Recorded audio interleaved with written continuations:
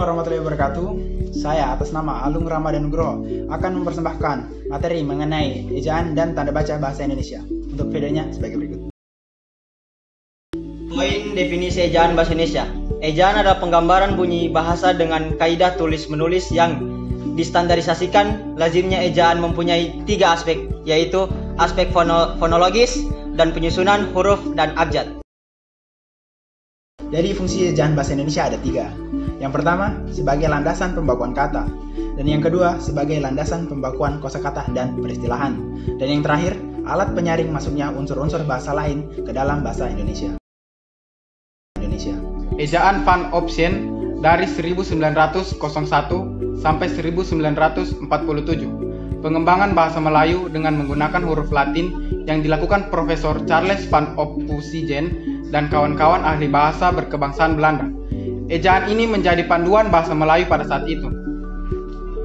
Ejaan Republik dari tahun 1947 sampai 1972. Ejaan Republik diresmikan pada tanggal 19 Maret 1947 menggantikan ejaan Van Ophuijsen atau ejaan ini yang disebut Sowandi dengan Menteri Pendidikan pada saat itu.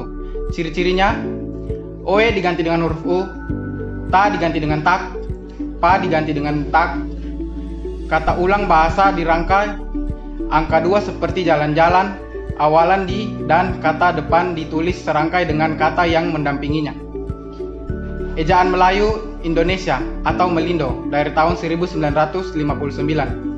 Ejaan ini tidak terlaksana akibat terjadi masih politik antara kedua negara. Adapun cirinya, TJ menjadi C. Ejaan yang disempurnakan EYD dari tahun 1972 sampai 2015. Ciri-cirinya, awal di dan kata depan dibedakan penulisannya. Kata depan di pada contoh di rumah, di sawah, penulisan D dipisahkan dan di pada kata dibeli. Dimakan harus D, gabung. Kata ulang harus disebut mengulang-ulang unsurnya. Pemakaian huruf. Ada 6 bentuk pemakaian huruf dalam ejaan bahasa Indonesia. Sebelum saya menjelaskan hal tersebut, saya akan menjelaskan sedikit tentang seberapa pentingkah pemakaian huruf dalam ejaan bahasa Indonesia ini. Ya tentu, pemakaian huruf sangat penting. Tanpa pemakaian huruf, ejaan dalam suatu kalimat tidak akan terbentuk. Langsung saja, bentuk-bentuk pemakaian huruf tersebut terdiri dari 6 poin. Yang pertama, huruf abjad. Dalam bahasa Indonesia, huruf abjad itu terdiri dari 26 huruf. Kemudian yang kedua, huruf vokal. Apa huruf vokal itu? Huruf vokal dalam bahasa Indonesia itu terdiri dari 6, yaitu A, I, U, E, O.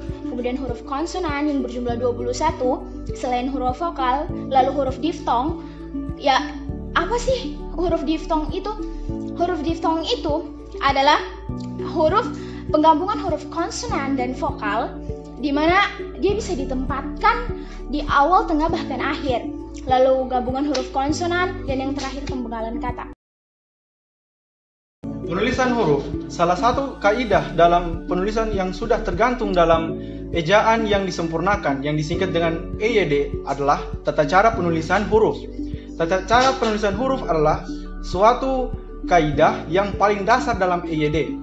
Dalam tata cara penulisan huruf terbagi atas 2, yaitu penggunaan huruf kapital yang sering disebut dengan huruf induk dan huruf miring yang secara universal disebut dengan huruf italik. Huruf kapital memiliki beberapa fungsi, yaitu pertama, huruf kapital digunakan di awal kalimat. Kedua, huruf kapital juga digunakan di huruf pertama ketikan langsung. Ketiga, huruf kapital digunakan juga sebagai huruf pertama ungkapan yang berhubungan dengan nama Tuhan dan kitab suci, termasuk kata ganti untuk Tuhan. Dan keempat, huruf kapital digunakan sebagai huruf pertama unsur nama gelar kehormatan, keturunan dan keagamaan yang diikuti nama orang. Kelima, huruf kapital digunakan sebagai unsur nama jabatan dan pangkat yang diikuti nama orang atau nama yang dipakai sebagai pengganti nama orang, nama instansi atau nama tempat. Keenam, huruf kapital digunakan juga sebagai huruf pertama unsur nama orang, nama instansi dan nama tempat. Ketujuh, huruf pertama kapital digunakan juga sebagai huruf pertama nama bangsa, suku bangsa dan bahasa. Dan kedelapan, huruf kapital digunakan sebagai huruf pertama dan Huruf pertama nama Tuhan, bulan, hari raya, dan peristiwa sejarah, dan sebagainya. Pengertian huruf miring. Huruf miring adalah huruf yang tercetak miring dalam terminologi tipografi disebut italik. Huruf italik ini biasanya digunakan untuk memberikan penekanan pada sebuah kata. Di samping itu, huruf-huruf ini juga dipakai untuk menunjukkan istilah atau kata yang berasal dari bahasa asing. Adapun beberapa fungsi huruf miring. Yang pertama, untuk menuliskan nama buku, majalah, dan surat yang dikutip dalam tulisan. Yang kedua, untuk menegaskan atau mengkhususkan huruf, bagian kata, dan kelompok kata. Fungsi tanda baca ada 4, yaitu 1. Untuk mengatur jeda ketika seseorang membaca suatu kalimat. 2. Untuk mengatur intonasi dalam pembacaan suatu kalimat. Ketiga, untuk memberi penegasan kalimat seperti kalimat tanya, kalimat perintah, dan lain sebagainya. 4. Untuk menggambarkan struktur kata atau kalimat yang ada dalam sebuah tulisan. Pengertian tanda baca. Tanda baca adalah simbol yang tidak berhubungan dengan fonem atau kata dan frasa pada suatu bahasa, melainkan berperan untuk menunjukkan struktur dan organisasi atau tulisan, dan juga intonasi serta jeda yang dapat diamati sewaktu pembacaan. Aturan tanda baca berbeda antar bahasa, lokasi, waktu, dan terus berkembang. Beberapa aspek tanda baca adalah suatu gaya spesifik yang karenanya tergantung pada pilihan penulis. Dalam bahasa Indonesia terdapat beberapa jenis tanda baca, yaitu yang pertama tanda titik adalah tanda baca yang digunakan untuk mengakhiri sebuah kalimat atau menjadi penutup sebuah kalimat. Yang kedua, tanda koma adalah tanda yang digunakan untuk memisahkan kata atau kalimat. Yang ketiga, tanda tanya. Yang keempat, tanda seru. Yang kelima, tanda titik dua. Yang keenam, tanda titik koma. Yang ketujuh, tanda hubung. Yang kedelapan, tanda pisah. Yang kesembilan, tanda elipsis. Yang kesepuluh, tanda kurung. Yang kesebelas, tanda kurung siku.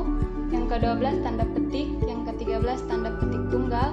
Yang ke-14, tanda garis miring. Dan yang ke-15, tanda penyingkat atau apostrof. Tulisan kata. Yang pertama, kata dasar.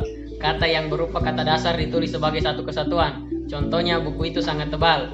Kedua, kata turunan, imbuhan, atau awalan, sisipan, akhiran ditulis serangkai dengan kata dasarnya. Contoh, diampuni dan diperpanjang. Yang terakhir ada kata ulang. Bentuk ulang ditulis secara lengkap dengan menggunakan tanda hubung. Contoh, anak-anak, biri-biri, dan sayur mayur.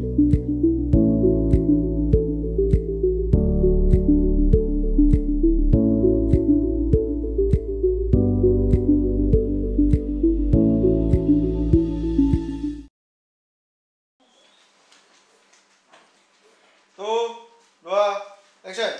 Assalamualaikum warahmatullahi wabarakatuh. Saya atas nama Alung Ramadan Nugroho akan mempersembahkan video mengenai tanda baca dan ejaan bahasa Indonesia. Untuk videonya, cek break. So jauh. Cek break. Cek break. So jauh. Tidak. Ya, pemakaian huruf. Apakah pemakaian huruf itu Apakah sih? Ya.